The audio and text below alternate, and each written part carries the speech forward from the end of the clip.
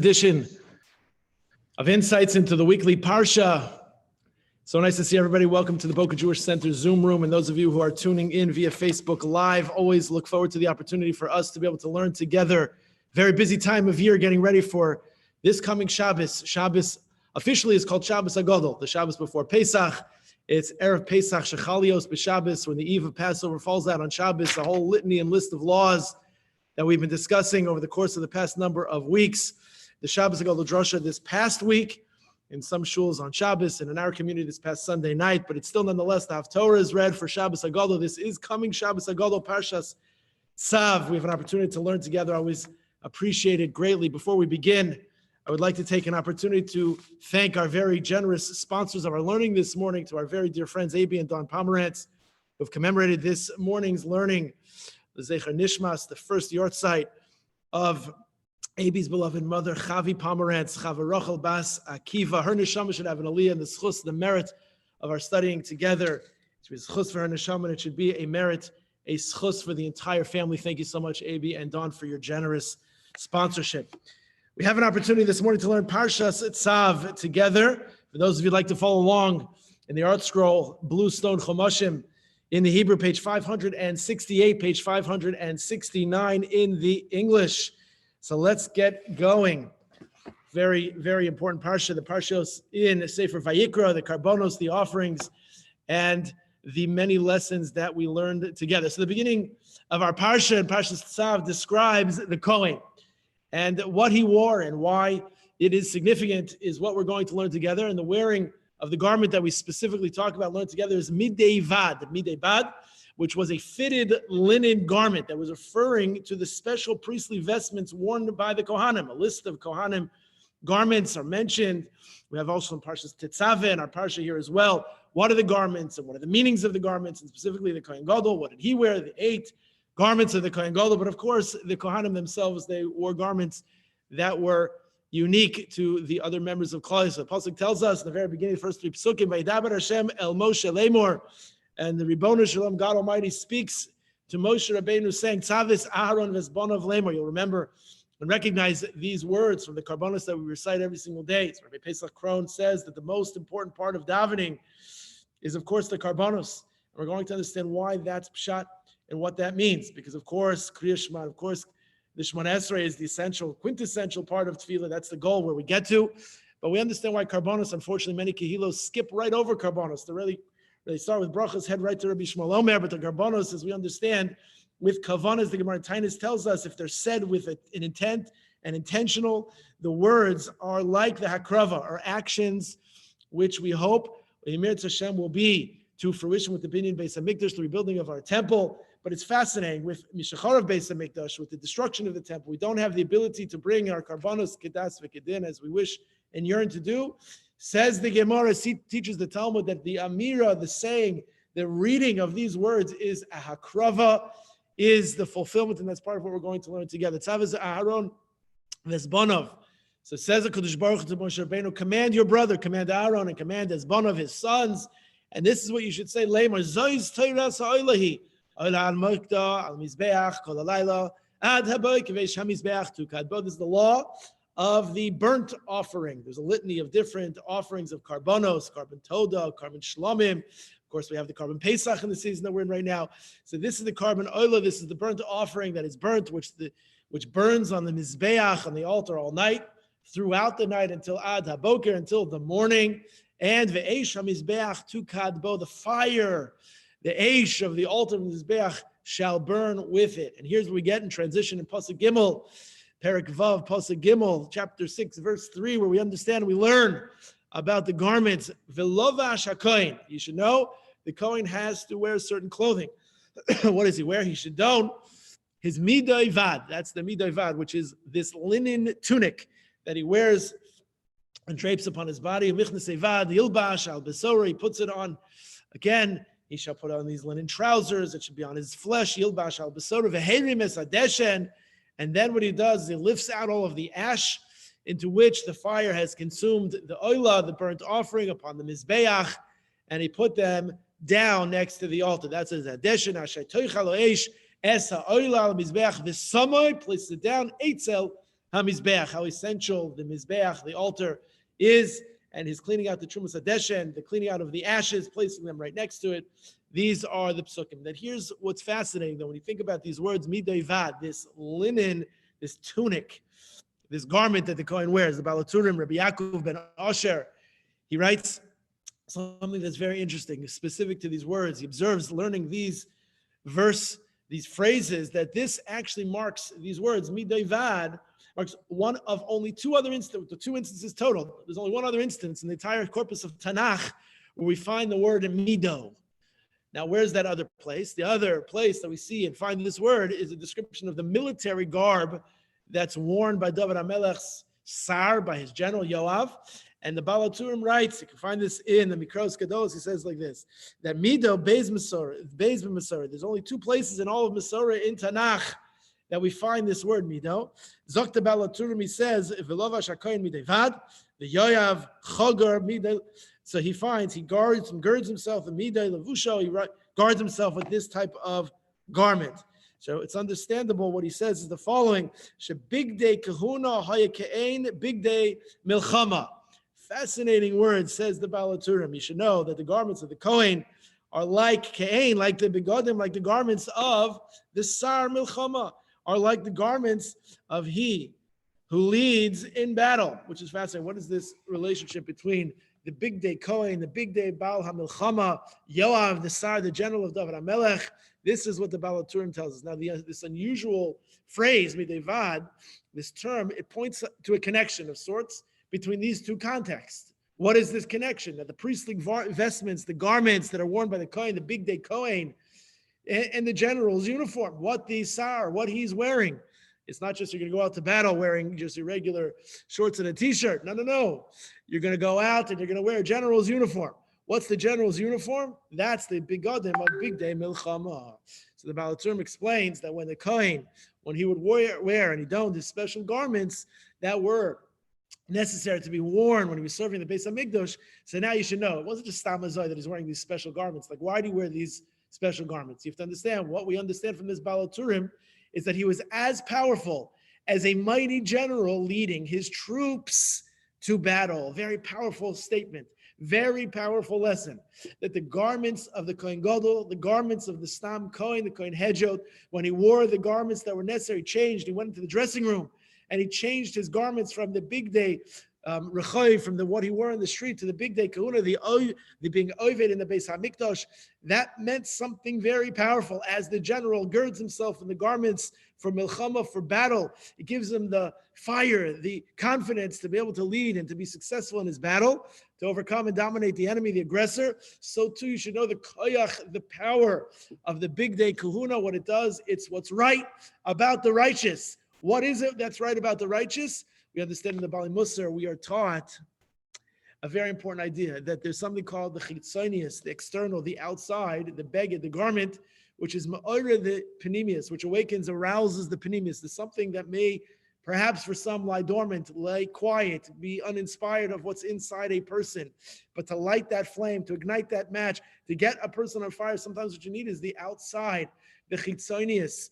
It arouses, it awakens, it alarms the panemius, and the panemius, the neshama, the soul, the person's essence. It awakens, it arises, and it arrives in its purpose for which it was and we are created to do, to have our soul be dominant. So sometimes what happens is when you put on a uniform, lahavdil, you're watching a ball game and you put on your favorite team's jersey. You feel like, in case somebody's going to check me into the game, coach, check me into the game, because I feel ready to play. I want to be a linebacker. I want to be the quarterback. Give me the ball. I want to shoot the last shot. When I'm wearing that wearing that uniform, I feel like I'm more of a fan. I feel like more ready to be in the game. I feel it. So too we see the general who goes out to war. He feels it. So too, big day kahuna houses for the Kohen, the hargasha, the feeling, the panemius that's aroused by the chitzonius. How you dress is so essential to what you feel. It's not dissimilar to when Rivka wanted Yaakov Avinu to wear the big day Esav, when she was going to dress him in the garments of her brother, because in some capacity, even though the kol is the kol of Yaakov, the Yadayim Yidei Esav, he was unable to go forward with doing what he had to do if he didn't feel a little bit like Esav. It was essential. Not that he would understand who the midos were of that person, infused those midos of Esau, but that he understood what he needed to do in the form of achieving what his mother knew he had to achieve. So there's something about the begadim, it's about the garments. But what we're going to understand is there's something even a little bit more powerful, a little bit as we drill a little bit deeper, how to apply this message to our lives and how we are to live with this very important teaching of the Balaturim, the juxtaposition, these two concepts, Beis b'Mesorah, two places in Tanakh, these two contexts, the big day kahuna, big day sar hamilchama, how they come together, what they do, and how it means so meaningfully for our lives. So a classic example of this idea that's taught by the Balaturim is a famous story that's told in the Gemara Maseches Yuma, folio 69a, well-known story, famous story of Alexander the Great. Alexander the Great, who led his army in the direction of Yerushalayim Ir HaKodesh. He wanted to come to Yerushalayim for one reason and one reason only. He wanted to conquer Yerushalayim. He wanted to dominate Yerushalayim. That's the reason why Alexander the Great came to Yerushalayim. Now, the Gemara Maseches Yuma presents a dramatic encounter and a confrontation between who was then the Kohen Gadol, the high priest Shimon HaTzadik, and Alexander. Now, you have to understand, actually, if you look at the Gemara, it has even more of a dramatic pre this encounter and then post the encounter. But this encounter that I'm going to extrapolate now is the most important part, I think, of the encounter all told. So he explains the following. The Gemara says that there's this great and very dramatic encounter between Shimon HaTzadik, who was Kohen Gadol, and his Mishyarei Miknesses Me'anshe Knesses HaGedola, the same Shimon HaTzadik who taught us in Pirkei Avos, Al Shlosha Dvarim Ha'olam Oimed. The world stands on three things, stands on Torah, Avoda, and Gemilus Chasodim. That the world is sustained by the study of Torah, the living of Torah, the Avoda, the service, and that work, which is duties of the heart, Avoda Shabalev, Tefillah, Dvekis, connection through prayer, and finally on Gemilus Chasadim, and acts of loving kindness. That's who Shimon HaTzadik, Mishiyorei, Me'anshe Knesses HaGedola, that's the great Kohen Gadol, the high priest Shimon HaTzadik, and he confronts and he encounters Alexander, aka Alexander the Great. Now the Gemara records that Alexander, he stood at the gates of Yerushalayim. His intentions, as I mentioned, were to destroy or to battle it. That caused all of the people who lived in the city, they were to tremble. They were fearful. Everybody who lived there was terrified for their lives because they knew that this great general was there and he wanted to destroy the city, wanted to take over the city and destroy them. So what happens? Shimon HaTzadik, he realizes that he's got a weapon. He's got what's right about his righteousness. He decides that he puts on his big day love. Now the Gemara has a conversation about whether or not a person is able to leave, if he's able to leave this holy compound of the Mikdash wearing the big day kahuna. And l'chayr, it seems as if first pshat in the Gemara is that he's not. And here the Gemara proves that you are. Now maybe it was an eis lasos, it's a circumstance of great and pressing need. We understand that this is a circumstance of extraordinary heightened proportion. And suffice it to say, though, the Gemara uses this as a proof, a positive supporting evidence that in fact you could leave this azar in this area, the Mikdash, this compound, wearing big day kohen gadol. So we understand that Shimon HaTzadik, he puts on the big day lavan. He wears the white garments that he wore in Yom Kippur when he entered into the Kodesh HaKadoshim. Again, he had a variety of different garments that he wore, the big day zahav, big day lavan, and how many times he transferred from one location to another location. And not only did he transfer from one location to the other location, but he also changed his garment, one location to another location. Good. So he wears the big day love. The big day love, and he goes into lifnai v'lifnim. He goes into the inner of inner. He goes to the kodesh hakadoshim. He goes into the inner sanctuary, and he wears the big day kuna, the big day love, rather in this spot. So now this is not Yom Kippur. This is not the Haktarah. This is not the moment of which we've all been waiting for on the Yom Adin and Yom HaGadol v'Hanayra. No. It's another circumstance. Alexander's outside. Alexander the Great, he wants to take over Yerushalayim. So what does he do? He takes it upon himself to put on the big day love on the white garments that he wears in Yom Kippur when he ordinarily enters into the Kodesh HaKadoshim, the Holy of Holies, and he takes the initiative and he goes out to meet with Alexander. They're face to face, they're in front of each other, and now there's this great encounter, reminiscent, although they're not brothers, but reminiscent, of course, of Yaakov and Esau. There have been so many great encounters.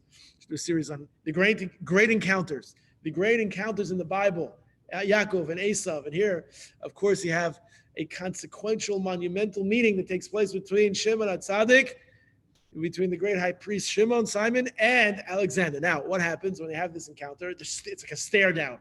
There's a draw, the southern draw. They're going to now see who's going to dominate. They're looking at each other, staring at each other. They realize something that's extraordinary. The great emperor, he sees Shimon at Tzaddik, and he dismounts from his, let's assume he's on a horse. He dismounted from his high perch, and he comes, the Gemara says, and he prostrates himself on the ground, and he bows down to Shimon at Tzaddik. Now, when his general is very puzzled, they asked him, we'll read the Gemara inside in a moment, they asked him, why in the world are you bowing down to this Jew? So what does he say? That every single night before a victory, so he would see in his dream, the demus, a figure, he would see somebody that looked very much like this man.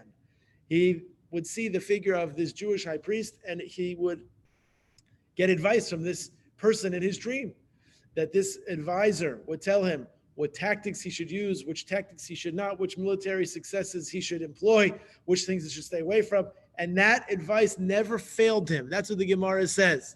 Kevon Shirol L'Shimon. In fact, the Gemara, Daf 69a, Maseches Yuma, the Gemara says, Kevon Shirol L'Shimon. When Alexander saw Shimon at Tzaddik, Yorad Merkavta, he got off from his chariot, from his high perch. Vishtachavo Lifonov, and he bowed before him. Amrullah, Melech Godol Kemoischa, Yishtachavel Yudi. Zeh. So his generals, the people around him said, I don't understand. What are you bowing down to? A Jew, this is a guy you're going to bow down to. Amar lem demus the yonkoi shel zeh min tzachas lifonai beveis milchamti. Like we learned that you should know this face. This face is familiar to me. Every single time I went to sleep, I would dream of this image, and it would pop up, and I would see this face, and I would get advice about how to be victorious in the battlefield. And when I fight, I see this image going before me as a symbol, as a sign of victory, and therefore I know that he has a supreme sanctity. It's like with Yosef HaTzadik, when he was in the bias of Eshes Potiphar. We know the extreme example of where he was tempted time and again, and finally that day came, they were alone, Chazal tell us, and as he was maybe succumbing to the temptation, when he brought himself and he was brought close to her, that's why the garment was able to be exchanged in such close proximity. What did he see? Chazal tell us he saw the demus, he saw the image of his father, of Yaakov Avinu. He sees the image of his father and he's shaken because he realizes the extreme sanctity of his father. It reminds him of how to live as he ought to live, and therefore he is now not interested in doing that. And of course we know the rest of the story. The rest is history, as we like to say. It's the same idea. So says Alexander, says the Gemara, that when he would see this image, he not only would get advice about how to be successful, but he would realize that that image was a symbol of his victory, his success. And therefore he knew that if that's the face, he never knew who this person was. He never knew who this person was, because at the end of the day, he had never met him before. But now he has this image, and now he realizes that this image that stands before him is an incredibly special person for whom he got off from his from his chariot, from his high horse, and now he bowed down to him to show deference to the supreme kedusha, the sanctity, the holiness of who this man was. They have to understand what happens in the aftermath of this. This is an extraordinary story. Imagine, like, they come with their swords unsheathed. They're ready to knock out whoever they can knock out. They want to take over a holy city of Yerushalayim, but no, the big day love one. But it's more than the big day love one. It's the kedushas ha'adam, the power and the holiness of an individual who lives on such a level, who lives on such a plane, who's able to inspire with his words, with positivity and goodness and righteousness. The right of the righteousness is gewaldic. It's amazing how it's able to then require thus the sheath of the sword. It goes back in. And then what happens is then there is no plundering. There is no destruction of Mikdash. What happens afterwards is also fascinating. As I'll tell us that Shimon and Tzaddik then, imagine now they encounter each other. The intensity is diminished. It seems as if there's a certain camaraderie now that happens. And Shimon HaTzadik, Chazal tell us, takes Alexander HaGreat on a tour of the Beis HaMikdash. Here, this is the place that you wanted to take over and vanquish. Here, let me give you a tour. Let me walk you around. So what happens? Alexander, he was like very, very ma'od impressed, very impressed. So he made a request of Shimon HaTzadik, the high priest. He says, how about this? Let's put a marble bust, a marble image of myself. Let's put it in the temple. Let's commemorate this encounter. Baruch Hashem. Those are my words, not his. Baruch Hashem. Nothing bad happened over here, but let's commemorate this encounter. Let's commemorate what happens. and you'll put a marble image, a statue of myself in the base of Mikdash. Now, what is Shimon going to do? At Tzaddik, Mishiari Knesset Agdola, what does he do? He demurs. He says, we cannot do that. It's usher. No, not allowed. No can do. Sorry. It's usher for the Jews to have images. And certainly you can't have images in the Beis HaMikdash, in the Holy Temple. That just will not go. Cannot be. So now what's he going to do? You have to be a chacham. You have to, think outside the box. And he didn't know what to do. You don't want to insult him, but he also couldn't agree to something that's forbidden, something that's usher. You're going to have images. You're going to have Chalila, a statue, inside the Beis HaMikdash, let alone a statue anywhere else. But certainly, halachas kama v'kama, inside the Beis Elokeinu, the house of God, kenished, can't do it. So therefore, what would he do? So he has to come up with another suggestion. So here's what he comes up with. This is Givaldic. He says, okay, here's another way of memorializing the occasion of the emperor's visit to the city of the Jews, the holy city of Yerushalayim. This is what we're going to do. He says, we're going to make a takana. We're going to make a decree. That will be, that how would it be if all male babies born that year would have the name and be given the name Alexander? That's what we're going to do. We're going to memorialize this event by saying that anybody and everybody who has this baby boy, give the name Alexander. So the emperor thought to himself, wow, that's gewaldic. That's great. And so therefore, actually, if you know, there are a number of people that I know, I'm sure tons of people that you know, that the Hebrew name is Alexander. And they have the name Alexander. The emperor liked this idea, and that's how the name Alexander became part of the set of names conferred upon Jewish male babies, not just that year, but also for all time. That is the history. Why your name, if your name is Alexander, or if you know anybody whose name is Alexander, why and how they got that name. This is how and why they got the name. Because of this encounter of Shimon at Tzaddik, Mishiyore, Me'anshe, Knesset, Agidola, this encounter with Alexander the Great. And now we understand he was unwilling, of course, to capitulate, to put a molten, God forbid, image or any statue of any type, of any form in the Mikdash or anywhere. And this would be the second choice. And this was, of course, accepted. And this is what was done. And this is the reason why we have many names in our people who are male who have the name Alexander. Now you have to remember, until that day, Alexander the Great never knew who this man was. He never knew who Shimon HaTzadik was. And that, because he never knew who he was, is significant. And why he appeared to him during battle, he never understood. He knew that it was beneficial for him, but he didn't know why. Like, he didn't understand this. And now he's standing before somebody who's like taken aback. He was like brought to his knees, literally brought to the floor. Yishtachaveh. And now he understood. It was the merit, this is the chus of this great tzaddik, the great Yid, the big tzaddik, the great righteous one, Shimon HaTzadik, the Kohen Gadol, it was he who brought him this unprecedented success that he enjoyed. It's because of him. It was that encounter that reminded him that this is the man that does it. He owed everything to Shimon HaTzadik.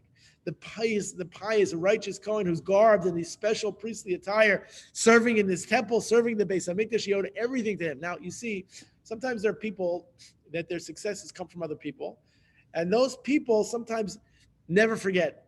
Never forget who gave you your first job, who opened the first door, who made the connection for you. But then sometimes, sadly, there are some people that as quickly as they were to jump on the opportunity and the door that you had opened for them, opportunity that you provided for them, that person quickly forgets. They don't remember anything. Oh, you were the one who set me up with this job. You're the one who gave me my success. I'm the one who got my success. No, you can never forget the people that opened the doors to it. So what's interesting, fascinating in part about this story is that when he realized that this man, that this person, Shimon HaTzadik, was one who was responsible for this unprecedented success that he enjoyed. So then what? Then he jumped all over that. He says, I have to give gratitude and thanks to this person. I can't destroy the city. I can't destroy this temple. I have to keep it going. I have to make sure that it is what it is. That's a very important Kiddush Hashem concept, which is when we act as we have to act, when we do what we're supposed to do, when we garb ourselves physically and, of course, spiritually, emotionally, in the righteousness of how we're supposed to live our lives, look at the consequences. And this is what the Baal HaTurim is teaching us, that the garments of the Kohen Gadol have extraordinary power and are a major weapon in our struggles against our foes. It's not the clothes alone. It's what the clothes represent. It's the clothes that represent who's wearing the clothes. It's the Kohen Gadol who lives with that spiritual level, that Kedusha, that Tahara, that holiness. I wear something that represents a person of stature.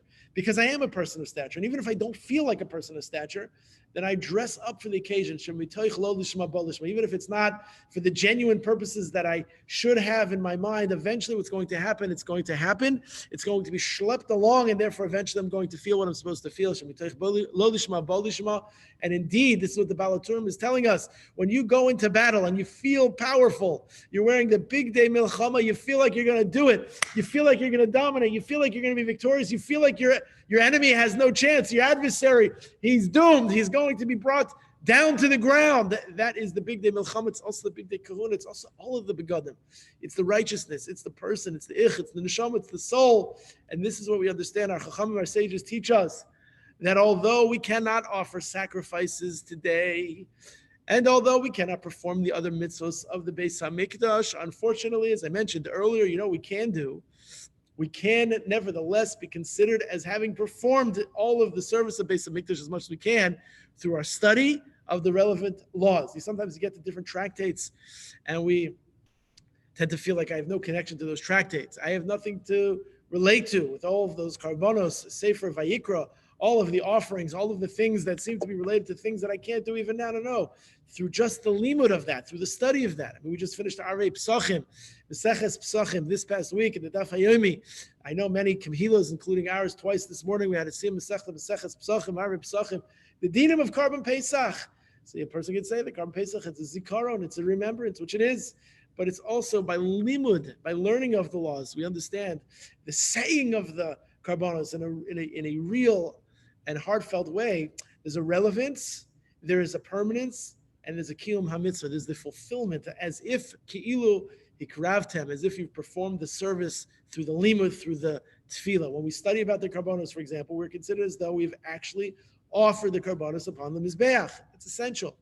Therefore, when we study Parshas and Sefer Vayikra, which deal with the karbanos and the other subjects related to the Beis HaMikdash, we gain an access to their extraordinary power. We don't think of them in any other ways. It's karev, it's kiruv, it's kroiva, it's karban, it's devekis, it's closeness.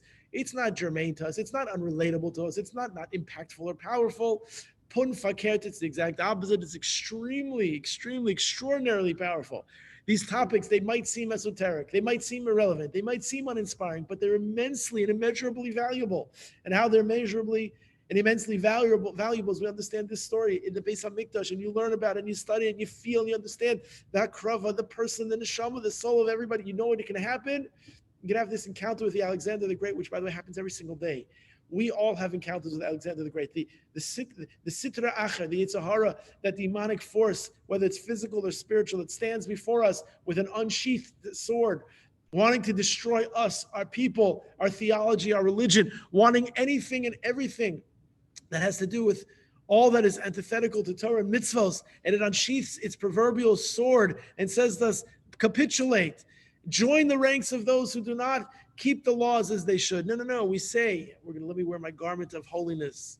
Let me have my humility, my nifus. Let me live with the righteousness as I'm supposed to live. And that's the akrava karbonis. That's the offerings. That's tzav, as Aaron vesbonov. This is the offering that is told to us. HaKadosh Baruch Hu tells Moshe to tell Aaron, to tell his son, to tell everybody, know what is this opportunity. This is midai vad.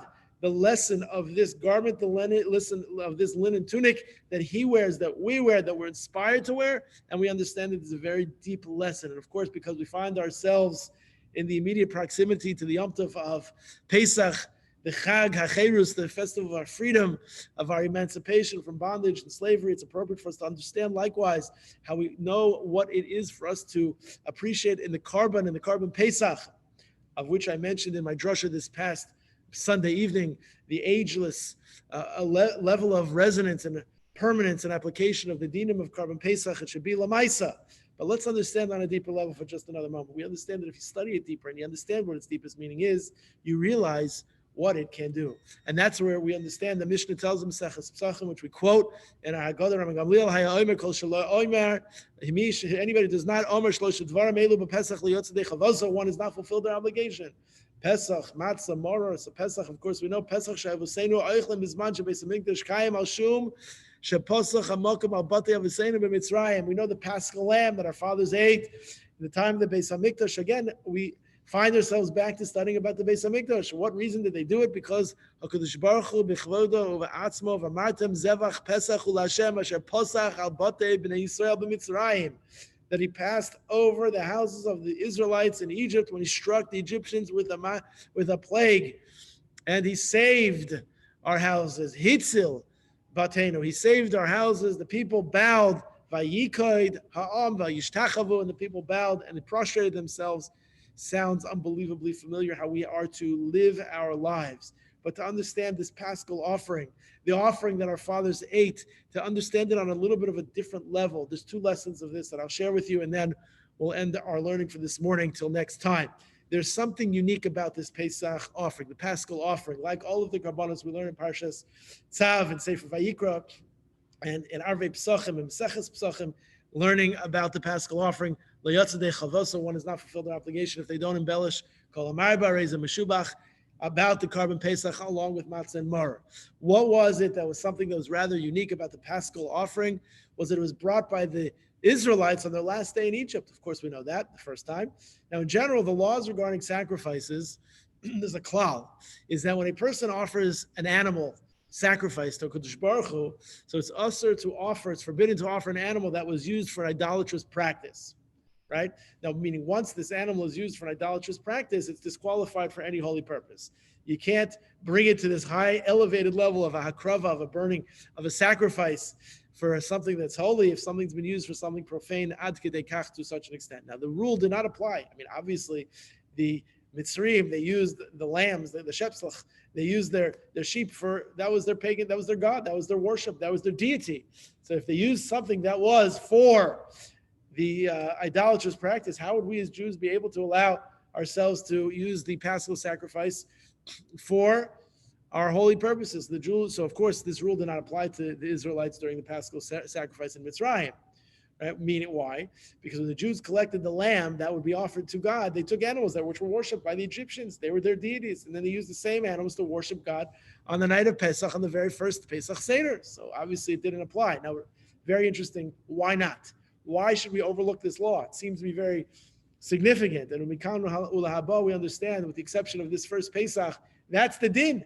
That's the rule. That if in fact it is that there's some animal sacrifice that's used for a deity or some type of pagan offering or pagan worship, then obviously we can't use it for holy worship. So then what's the explanation of this? It says Rav Kook, and Rav Kook's commentary on the Haggadah, he says the following, that this was done for a very specific reason, very, very powerful reason. Ready, fasten your seatbelts, here we go. Rav Kook says that this was done in order to teach Bnei Israel a very important lesson. Because you have to remember what the status of these Israelites were at this time. They were slaves with a slave mentality. They were avadim leparo b'mitzrayim. So Rav Kook says this was done in order to teach the Israelite slaves their eternal message and their eternal mission as a people. This was an essential moment. Here, they're going after 210 years of servitude and slavery. Now this transitional moment, and now they're going to transition into the national narrative, the eternal mission. What's the lesson? What is this mission? What is the eternal mission that Rav Kook says they have to learn? Now, although something, this is unbelievable, although something may be mired in impurity, even though something might be with tmeya, and it might be with vermin, it might be with filth, with dirt, you have to know, Kinderlach says, Rav Kook, about this message. Omar HaKadosh Baruch Hu, you have to know that even though there's an impurity, even though there's a level of filth, even though there's something that's a richuk, it's a distance, you should know it can still be elevated. It can still be sanctified. The blemished animal could be made a holy offering, and it can be offered to HaKadosh Baruch Hu, to Shemaya. You have to understand what this message means. That the Jewish people themselves, likewise, who in Egypt had sunk to Memtes Sharei Tumah, they sunk to the depths of the 49th level of spiritual impurity and were almost completely assimilated into the idolatrous culture around them. And they were almost lost forever. Even they could be uplifted, and even they could be made great. The challenges that we face, the aridas that we have, we fall short. We have great aspirations. We set out tremendous goals we want to accomplish and achieve, and sometimes we're unable to reach the place that we hope to reach. The goals are just sometimes not founded. We're unable to be the best we can be, but the answer to how we respond to that is never to be miyayish, never to give in despair. We are not as far as the Jews were. They were mamish right there, but they were able to turn around in a flash. Says Rav Kook, this is the mission of the Jewish people, the eternal mission, no matter what it will be. If you're mired in impurity, if you're mired in filth, if you've fallen short, if you know you can do better, you can still do it. You can elevate, you can sanctify, you can turn what's blemished into holy, and therefore you can be uplifted and you can be made great. This is an essential lesson for us to internalize, to understand this idea of this deep lesson of Korban, in this case, Korban Pesach. One final thought. We know that when we say Pesach al Shum Ma, this is where the Mefarshim and the commentaries explain that the mitzvah of bringing a Korban Pesach was to bring Klal Yisrael to the ultimate point of Mesiras Nefesh, right? Why? To test their faith in Hashem by slaughtering the God of the Egyptians. They couldn't be afraid that they'd be killed. Imagine just not too long ago, here they were slaves. These were the taskmasters. These are the driven rulers over their lives, and these are their deities. They're going to take them and they're going to shech them in their presence, and they're not going to be able to say anything. They're going to have to just have their teeth shattered. They're going to be able to do nothing about it. They would be terrified. They'd be scared. They'd be frightened. No, the nisim, the Mesiras Nefesh, this is this point of demarcation, this fortitude, this extraordinary faith in God, the test, the nisayon, the value, that nonetheless they'd be able to do it. The Medrash says there's something else. There's another reason that's based on the concept of Mida Keneged Mida. And this is the final thought that we'll learn together this morning in our Parsha, and an extension of Erev Pesach, understanding this very valuable lesson of learning that lie what beneath the surface and how to apply it to our lives. Says the Medrash that there's another reason, a concept of what we call Mida Keneged Mida, or in English we say it's measure for measure. Now, you know why the Mitzrayim were being punished? Says the Medrash, the Egyptians, the Mitzrayim were being punished because they used to eat foods that gave off a very strong aroma, which in turn caused Bnei Yisrael great pain because of their inability to eat such foods. Now, this is a beautiful shot that's shared by Rabbi Zilberstein Shlita when he explains in his Haggadah, on his commentary on Haggadah Shel Pesach, Chashukei Chemed, in his writings, he says the following, that you should know that it was Mida Keneged Mida, that the Egyptians were punished because they used to eat foods that gave off a very strong aroma, which in turn caused Bnei Yisrael great pain because of their inability to eat such foods. Imagine somebody makes a food item, it smells so good and you can't eat it. HaKadosh Baruch Hu therefore commanded Bnei Yisrael to roast the Korban Pesach, and by roasting the Korban Pesach would give off a strong aroma, which would in turn afflict the Egyptians with the tremendous pain of their inability to taste and eat from this meat. It was Mida Keneged Mida. What they did to us, we did to them. And so therefore, that's what happened. HaKadosh Baruch Hu metzah Mida Keneged Mida. What is their due punishment? And of course, Alachas Kama V'Kama, the due reward, when we do things that in such a way will be rewarded in kind. So this is the Medrash interpretation. Now, one of the members of the Ramat Elchanan community says, Rav Yitzchak Zilberstein, a beautiful piece here. He says, someone in that community heard his explanation during a drasha, says of Zilberstein, a drasha that he gave, this drasha that he gave that's mentioned in the Haggadah, that when Rabbi Yitzchak Zilberstein said this pshat on this Haggadah Shel Pesach, that somebody from the Ramat Elchanan community heard this drasha and related the following story to Rabbi Yitzchak about Rabbi Zilberstein, about his neighbor. What did he say? He said that his neighbor and their family would specifically cook the most delectable foods on Tanis, on fast days. And the smell from the cooking of what they cooked on these fast days, they left him ravenous. Imagine you're starving. It's a fast day. You just want to eat. And your neighbor makes something that has an odor, a smell that's gewaldic. And it was so, the waft of that smell was just something that all I wanted to do was eat it. So he said, I heard the drasha of the rabbi, said to Rabbi Zilberstein, and now I'm worried that from heaven above, I'm going to be punished for the same of that I will be punished for the same affair that I committed regarding the sense of smell. Sense of smell is so important, of course, how significant he said it was. So his complaint became known to his neighbor, the chef, and he came to me, he came to Rabbi Zilberstein to because he also felt that he had heard his neighbor and he wanted to do tshuva because, okay, if I made something, a smell, imagine how the righteous people, if I did something that there was a smell that caused another person to have some type of anguish and languishing for it, so that smell is something that I have to feel responsible for. So it says Rabbi Zilberstein, he says he told the chef of his excitement as to the uniqueness of his persona, that he's concerned about something that is not really an isser, meaning if you make a delicious smelling pot of cholent, you make a delicious pot of soup, you make some delicious smelling food, whatever it is, and it has a smell that will entice somebody and they want to eat it, but they can't. It's not an isser, it's not a violation, but it still bothers this Jew, this fellow, because he might have hurt somebody else's feelings. So Rabbi Zilberstein said, what a dahaibin madrega, what a level, what a soul you have. What kind of person are you? Wow, you're so sensitive and you're so kind and so generous. It's unbelievable. So the neighbor who caused his friend to be ravenously hungry, he said that from now on, whenever he will cook food in his house that produces a nice smell, a good aroma, he's going to give a portion to all of his neighbors. He's going to make not just for his family, not just for the immediate people that are going to come at his Shabbos and Yom Tov table, but everyone around, that they should enjoy. So he took an opportunity where somebody's feelings might have been compromised. Maybe this person felt bad, and even though it was unnecessary for him to do this, let me look for an opportunity for how it is that I could include my neighbors, give to my neighbors, give them something that smells good, that they should be able to eat together, we together with each other, even though not necessarily at the same shulchan, at the same table, but yes, share the same foods with the same ideology, the same concept, the same idea. And this brings us back to the very first thing we started with, midayvad, the special priestly garments worn by the Kohanim, what it means when the Baal Term says that there's a juxtaposing of these two concepts, David HaMelech and Shimon HaTzadik, and the great encounter of Maseches Yuma 69a, Shimon HaTzadik and Alexander the Great, where he came to want to destroy. It depends on the righteousness of the person, and that's why the Yanuka, the image of this righteous man, came to the face of Alexander, gave him success, and this is what he realizes why he comes from his high chariot, his high place, his high horse, bows down in deference. He realizes that this is an extreme and supreme sanctity, and so therefore he decides that he's going to go a different route.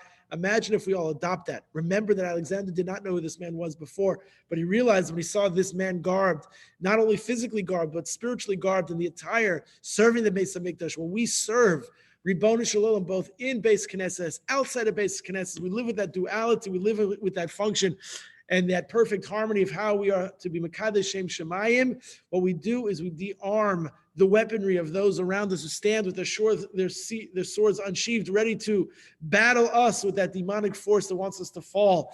We are to elevate ourselves to the study of Karbonos, to the tefillah of Karbonos, realizing that there's a tremendous message that lie beneath the surface, and that's why Rabbi Gamliel, when he says Le'yatsa Dechavoso Pesach, what it means, not just to remember what took place by Yamim Haim, it's also Bazman Hazeh, it's also in these days, it's understanding, it's what they ate. The lesson of Rav Kook, this idea that there's a mentality that is something that's necessary as an eternal mission of our people, which is that even though that the Jews of that time sunk to the level of Memte Shari Tumah, they were almost completely and totally lost. No, there's always chance. There's always an opportunity that even though the culture that was idolatrous, it is not that one is lost forever. You can always be uplifted. You can be made great. And this last lesson of this extraordinary sensitivity, if somebody else felt hurt, somebody else felt that there was the sense, the smell based on the medrash, the reason why the Mitzrayim were punished, Mida Keneged Mida, if somebody might feel down, a person might feel sad, look for every opportunity, go out of your way. That chef had no obligation, was in no violation of the reach tov, of the good smell, the good scent of his cooking. He had no obligation to give to his neighbors, but he looked for, and we should likewise always look for the opportunities to reach out, to give to others, to bring community together, to say a kind word, to welcome people into the embrace of your warmth, to be able to Mekadesh Shem Shemayim in every single way together. Keni Ratzon V'nomar Amen. I really appreciate so much the opportunity. Never fail to look forward to this wonderful time of learning together. I'm very thankful to our dear friends Abi and Don Pomerantz for the generous sponsorship of our learning this morning. I hope everybody continues to have all of your hachanos, all of your preparations pre-Pesach should be meaningful and joyous. I know that seems to be oxymoronic. How can it be joyous if I'm cleaning, I'm laboring, I'm working, I'm doing this? The answer is that every bit of every moment of every opportunity that we have before us, an opportunity for us to cleanse, to do a bedika of ourselves, and to be so scrupulous and careful and conscientious of even the minutia. Look, HaKadosh Baruch Hu, how much we love you. We do not want to be over of Pesach. We do not want chametz of a Pesach. We do not want chametz, even a mashahu. We don't want bal yirah, bal yimotza. We don't want to own it. We don't want to possess it. We don't want to see it. And we're going to go and turn and flip and do and everything because we love you so much. We should be zeicha to appreciate the journey, to appreciate how extraordinary this time is. and Yiratzon Milfanecha, we should be Zoche to the Geula Shlema Bimheira V'Yameinu V'Nomar Amen. Thank you so much, everybody, for listening via our Boca Jewish Center Zoom room, and those of you who have joined us via Facebook Live and our other social media portals. I wish everybody a wonderful Thursday, meaningful Erev, and a meaningful Pesach. It should be a time of Geula, a redemption for one and for all. Thank you so much for learning, and thank you so much for listening. Have a blessed, uplifted, a happy and a holy day.